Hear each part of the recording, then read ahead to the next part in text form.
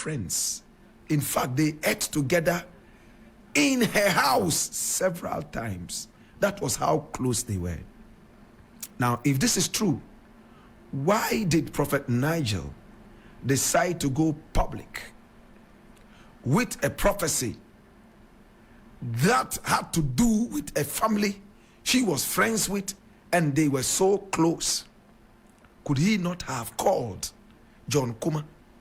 Could he not have called Apostle Lillian Kumah to say, this is what I'm seeing about you in the spirit? Can we do A, B, C, D, E, F? But rather went to the gallery and prophesied. We could see that he had written down his prophecies. It meant that it was premeditated. In other words, it was not something that was impromptu. It was not something that was extempore. It was something that was premeditated, written down on a piece of paper and read to us on the 31st night. My brother, my sister, again, if it is true, then it is a little disheartening. If you knew that the man was very sick, if you knew that the man was battling a terminal illness, and you had to go to the gallery and talk about the man's supposed illness and how some people were getting ready to attack him, was it a fake prophecy? Was it a true prophecy? I have known Prophet Nigel for some time, and I know that he will not indulge in any fake prophecies. But of course, times are changing. I'm sure if Prophet Nigel had seen the death of his own brother or sister, or had seen an attack on him, and he had been so close to this brother or sister, I'm not sure he will come to the gallery and prophesy to the whole world. My brother, my sister, I do not know what to think, but this is what I think. Nigel Gaisei hasn't come out to deny that he truly knows the family and that he has dined with the family several times. In fact, if this is true, it will let me be very, very frightened. And what else can I say? Afraid of some men of God. It means the closer I draw you to me, to the point that we can eat and drink together in the comfort of my home, if you happen to see anything about me, you will write it down and come and act it to the gallery. When you should have come to me, let's eat together, talk to me again, maybe lay hands on me, maybe anoint me, maybe fast for me.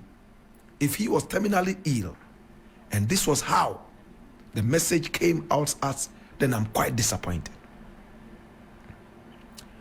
John Kumah was not my hero. I have said it time and again. As long as he served under a dictator like Nana Akufo-Addo, a very arrogant president like Nana Akufo-Addo, John Kumah cannot be my hero. He never resigned. He never called out the dirty government in power that sold us to the gutters, dragged the good name of this nation, all the powerful legacies and heritage, dragged everything under a rotten gutter and threw the whole nation under the bus. John Kumah was okay with his government. He didn't have a problem with his government. Time and again, he defended his government's rot. A man like this is not a hero to me. But still give him his dignity. What is his dignity? That he's dead and gone. Now, if you have had any prophecy and you are so close to him, I think the best thing was to sit down with the man, speak with the man, rather than betraying a solid friendship.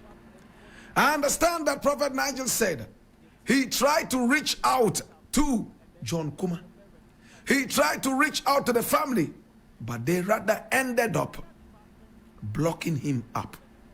Please take off those photos from there and show me in the studio. Hear me now. My brother, my sister, According to Lillian Kumah, it was after they heard Prophet Nigel pronounce this in church to the whole world that a former, in fact, a deputy finance minister will rise to the top, but he should take very good care of himself because he was under attack. It was at that time that they realized that he had betrayed them. He had gone out to say things that were so private and at the same time very, very, very, what's the other word? Privileged. I am quite disappointed. There are some things I hear about Prophet Nigel or I see about Prophet Nigel, and because of our relationship, I probably would have to call him or go up to him and say, listen, I heard this, I saw this, I think that this could have been done better. That is because we are close. Or is it because we want to prophesy and make a name? Like this time, like what happened to Ebony. I know Prophet Nigel tried to be able to get in contact with the Ebony. And I know he asked me to also try and speak with the management and so on and so forth. That I can tell. But it was after the prophecy. What do you think about this, my brethren? There are many of you out there who would say, oh, what prophecy? They are all lies. How about what happened to Ebony? Was it also a lie? In fact, until we come to understand that there are some people who have the gift of prophecy. It's a gift that God gives to people. It doesn't make them more special than us. Maybe your gift is something else. If you don't have the gift of prophecy, don't look down on it. There are some people God has blessed. They are not Christian, they are not Muslim, but they are able to tell things that will happen in the near future. It is a gift. It doesn't make you holier than me. It doesn't make you more special than me. It is only a gift we have to celebrate. So don't look down on the gift. My brother, my sister, John Kumah is gone. And today, Apostle Lillian Kumah says that she used to think that Prophet Nigel was a true man of God. Until now. Now, Prophet Nigel is also saying something. He said the only thing Lillian Kumah can say about him, and maybe some other prophets, is that he is a womanizer.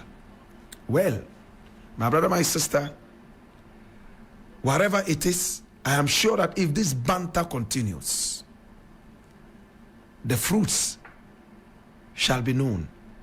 My brother, my sister, John Kumah is gone. They are preparing to bury him. We are still crying about the rot and the debt John Kumah and his government took us through. I have no respect for a man who intentionally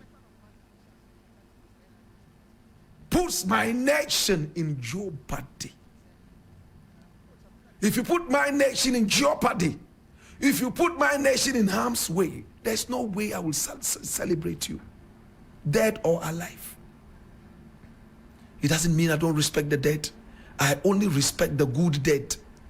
If today Nana Akufo-Addo dies and I'm still alive, I will not celebrate him. If today Bawumia dies and I'm still alive, I will not celebrate him. Maybe when I die, before they die, they might not also celebrate me. It depends on them. It's personal. Death will visit everybody, man or woman, dead or alive. You will die. And when we die, it behoves the people to tell whether they need to celebrate us or not. They vilified Kwame Nkrumah, but at the end of the day, look how many people are celebrating Kwame Nkrumah. You can destroy the name of a man whilst he's alive, but the truth will out one day. My brother, my sister, this is what I am busy going around the nation and speaking to SHS students to be patriotic, to try and change the mindset of our people. Please stop worshiping the dead. A hypocrite living man who dies is still a hypocrite dead man. I will not celebrate Nana Akufo-Addo because he was president of the nation, and for that matter, I will only celebrate him because of the fruits of what he gave us. Was he a good president? Did Ghana become better in his tenure of office? If the answer is yes, I will celebrate him. But if the answer is no, why must I celebrate him? It's a question for the gods.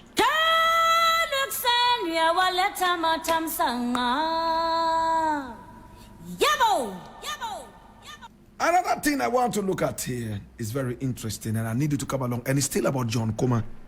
And I'm reading this from Graphic Online.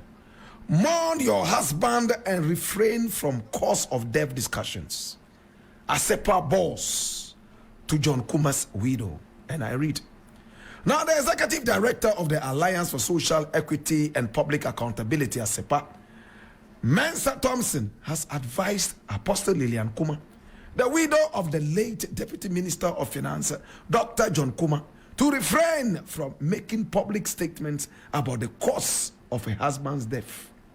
This comes after Mrs. Kumah, in an interview with Accra-based Asasi Radio, debunked reports that her husband died of poisoning.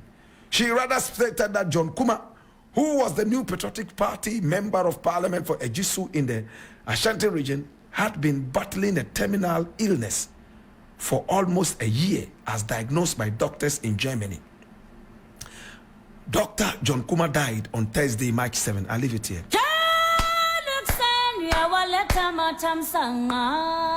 Now listen.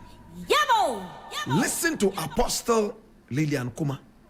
Doctors in Germany, not doctors in Ghana. Doctors in Germany diagnosed the husband as terminally ill. Ghanaian doctors were not qualified enough. He was running between Accra and Dusseldorf, between Accra and Frankfurt, running after German doctors to heal him. It's a shame. I support Ablakwa when he says that every public office holder in Ghana must be forced to attend hospitals in Ghana. That way, we shall build and respect our health system. How many people agree with me? Finance minister was sick. COVID-19. He ran all the way to England and America. My grandmother died of COVID. My uncle died of COVID. Your aunt died of COVID right here in Ghana. There were not even beds in Kolebu to accept them. Neither did we have beds in G to accept them. Comfort Anoche. They have the money. They have our money. They can fly out. They can go anywhere to seek treatment. But we, the impoverished citizens, we sit here and we die. At this point, I want to hail up President Kufuor. That man, God bless him. This was a man who decided not to go to America, England, or Germany for treatment. He wanted to set a good example. He risked his life and trusted the Ghanaian doctor. He went for a major operation. Please, can you underline that? Major surgery in a Ghanaian hospital. He survived it, granted interviews on his hospital bed to the media. Oh, what a man. Today, even when we have Qatar and we are ministers of state, we fly to America for treatment. Common cold, we run to England for English doctors to take care of us. Why should I celebrate a man like that? The more Apostle Lillian talks about her husband, the more she jeopardizes any respect any Ghanaian has for the man. My husband was diagnosed by German doctors and he was terminally ill and he didn't die of poisoning. Who cares a rat's backside? The man is gone. Give him the respect. Shut up. If you have a family spokesperson, let this family spokesperson speak. Anyway, don't we deserve to know what caused the death of this man? Especially that he was employed by us Ghanaians, paid by us Ghanaians. He was supposed to be serving us Ghanaians. Therefore, if he died whilst in service, do we not deserve to know what killed him? Why are they playing Humpty Dumpty with us? Why are they playing Mickey Mouse with us? Why are they playing Tom and Jerry with us? Do you want us to beg you to give us the report? Now, what do you expect if the man was seeing German doctors? Some people are seeing Arab doctors in Dubai. The speaker the other day went all the way to Dubai to see an Arab doctor. The question is, are Ghanaian doctors so unable and so unprofessional to be able to deal with this? No wonder your mining sector is full of Americans and British and Chinese. When you have had a mining university for only God knows how long, you can't produce even one sensible mining engineer who can handle our mines. Because you disrespect them. All of them are not sensible to you. It's a shame, my brother. He went to Germany. I heard he was even on his way to Germany when he was struck. He was in a Ghanaian ambulance, paid for by the Ghanaian taxpayer. Yet he was giving all the money to German doctors. Whilst the Ghanaian doctor is frustrated here in Ghana, his only chance of making a living, a decent one, is to run to England, is to run to Germany to take care of people like John Kumah. Please stop respecting hypocrite dead people. If he was a hypocrite whilst alive, when he dies, he's still a hypocrite. The value is the same. The more we eulogize hypocrites, the more hypocrites the meal of the hypocritical nation will brew and produce. Does it mean I don't respect the dead? No, it only means I speak the truth. It only means I will not join the rank and file in eulogizing and singing dirges for people who did not help our nation.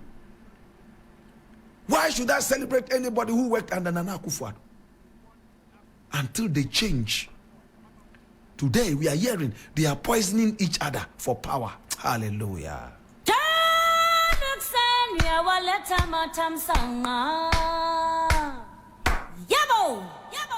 For want of power, a brother will kill a brother. For want of power, a brother will spill the blood of another brother. Lillian Kumah, with all love and respect, do you want to be the MP for Ejiso? Like it happened to Alasan. Is it Lillian Alasan? Is it true? Do you want to be the MP of Ejiso? Is it Susan Alasan? Lydia Alasan.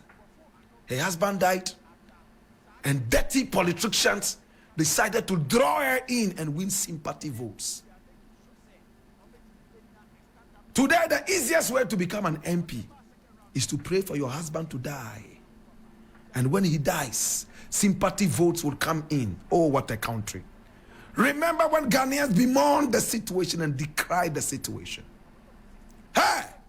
The coffin seller becomes angry when the health of the people, in fact, becomes better. When doctors come into the area and take a better care of the people, he is angry because his coffins are not buying anymore. For the coffin seller, health should deteriorate. Many more people should die so he can sell his coffin. That is the same way political parties behave in Ghana. They are like coffin sellers. The more people they kill to be able to sell their coffins, the more people they pray to die so they can sell their coffins, the more they will do so that those coffins can sell.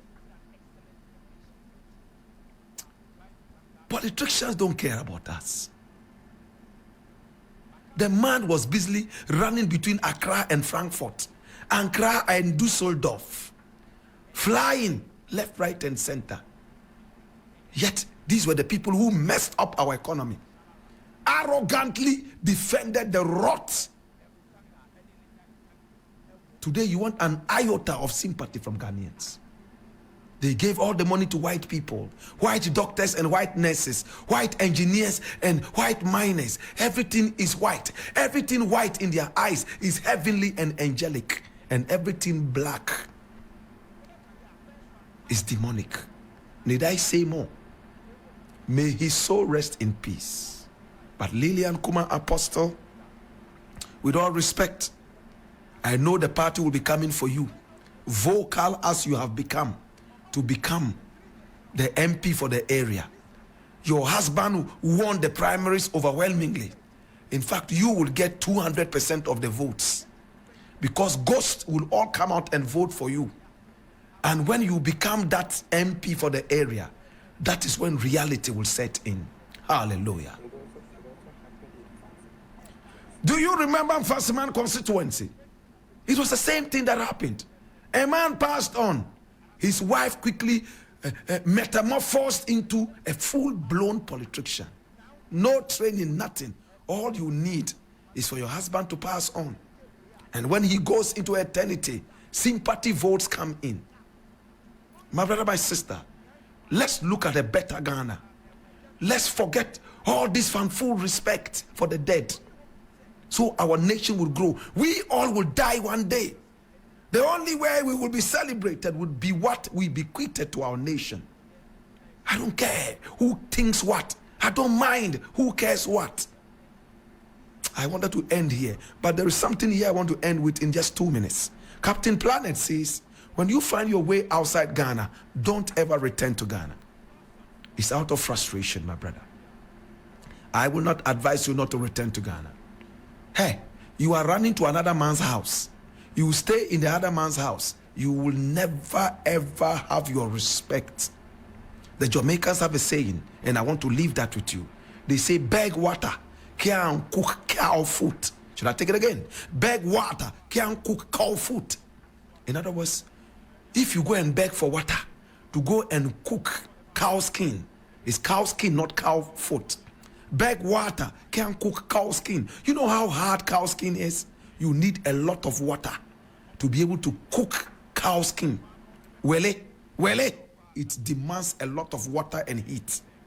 You can't use water that you have begged for to cook cow skin. It will never be enough. You will never have your rights in another man's land. You will never have your comfort in another man's land. In fact, your birthright will be sold out in another man's country. You can own dual citizenships. You can even naturalize or artificialize whatever you do. Trust me, my brother, your birthright is your birthright. Instead of asking people to go out there into the white man's land and stay there forever, rather ask them to work hard and kick out the dirty people in government that we have time and again, so we can have a better nation. That is the way a patriot speaks. Don't encourage people to leave this country. It will be a betrayal for our ancestors and all the wonderful people who brought us here through blood and sweat and toil. Need I say more? I leave it here.